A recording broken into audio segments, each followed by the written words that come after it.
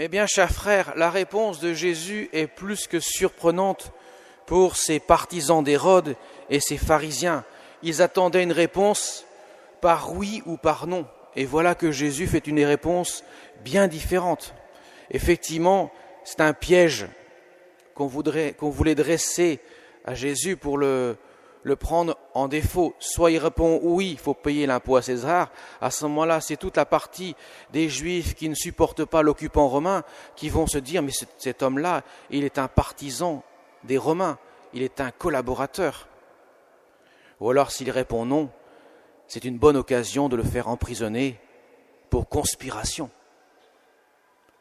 comme rébellion contre l'empereur César. Mais voilà que la réponse est bien différente.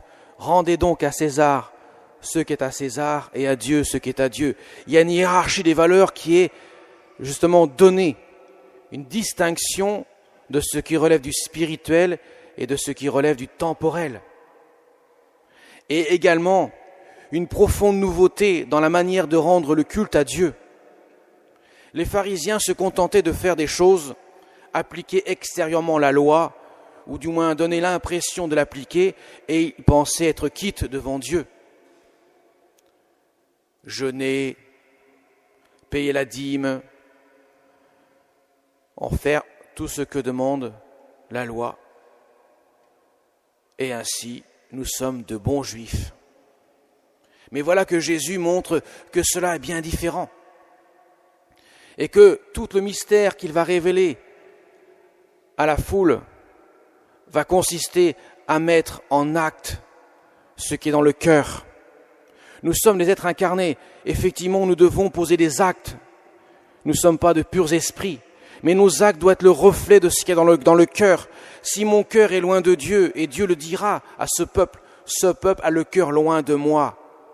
Il a la tête dure, le cœur endurci. Et Jésus donc n'hésitera pas à traiter ces pharisiens d'hypocrites, d'autant plus qu'il leur passe de la pommade avec des grosses couches. C'est moins qu'on puisse dire, tu es vrai, tu enseignes le chemin de Dieu en vérité, tu ne te laisses influencer par personne. Des tonnes de compliments, tout en n'en pensant pas un seul mot. C'est le reflet de leur pratique, qui est une pratique purement extérieure. Le Seigneur nous demande beaucoup plus que cela. Il ne demande pas d'arrêter nos pratiques extérieures qui manifestent notre foi. Il demande que nous puissions vivifier nos pratiques, nos actes que nous posons, de l'amour qui vient du cœur, que nous recevons d'un cœur humble pour pouvoir le manifester dans nos actes de chaque jour. Donc il y a une hiérarchie des valeurs. Nous avons été créés à l'image, à la ressemblance de Dieu. Nous avons l'image de Dieu imprimée en nous. Nous devons vivre de ce cœur à cœur avec le Seigneur. Nous avons une relation de personne à personne et pas seulement un commandement à exécuter, une règle à accomplir. Trop souvent, le culte religieux consistait à appliquer des règles, une morale, des règles de loi. Et bien sûr, cela ne changeait absolument pas le cœur, parce qu'elle restait purement extérieure, ces pratiques. Jésus veut que nous puissions intérioriser, que nous puissions nous approcher de lui avec un cœur humble. Quand nous approchons du mystère de l'Eucharistie, nous savons qui nous allons rechercher, qui nous allons recevoir. Le curé d'Ars disait à ses paroissiens, on dirait que certains ne savent même pas pourquoi ils viennent à la messe, montrant la difficulté qu'il y a entre ce rapport du culte intérieur, du cœur à cœur avec Dieu, et les actes que nous posons. C'est l'essentiel de notre foi, de nous conduire, de nous laisser conduire à Dieu avec la grâce que Dieu nous donne.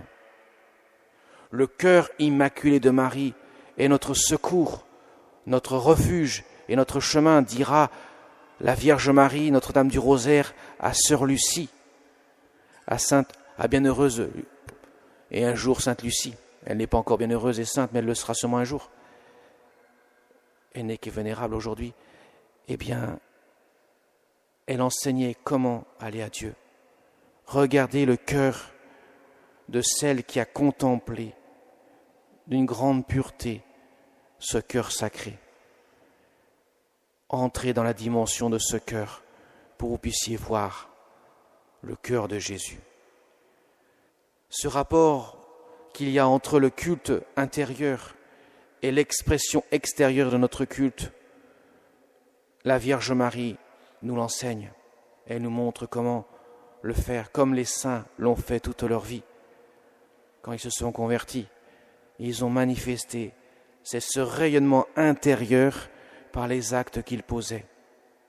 Voilà pourquoi il nous faut sans cesse revenir à la source, sans cesse entrer dans le silence du cœur à cœur avec Dieu.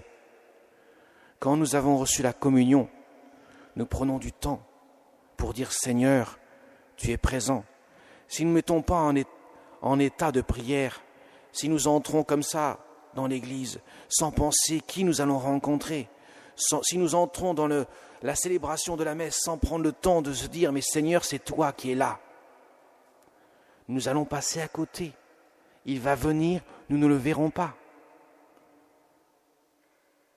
Il sera là et nous ne verrons pas sa présence. Nous aurons raté ce moment important auquel Dieu nous convie chaque dimanche. Alors mes chers amis, de même que Sainte Véronique a vu son voile imprimé du visage de son Dieu et son Seigneur, de même laissons imprimer notre cœur du visage d'amour miséricordieux du Seigneur, comme les saints et saintes du ciel, et particulièrement la Vierge Marie, ce cœur immaculé, imprimé par l'amour du Seigneur, qui la conduit à être notre guide, en quelque sorte. Femme, voici ton fils, éduque-le comme un fils, conduis-le comme un fils conduit son fils à Dieu. Conduis-le à moi. Demandons, Seigneur, avec l'intercession, notre âme du rosaire que nous fêtons particulièrement ce mois d'octobre, de nous aider à intérioriser notre relation avec le Seigneur. Amen.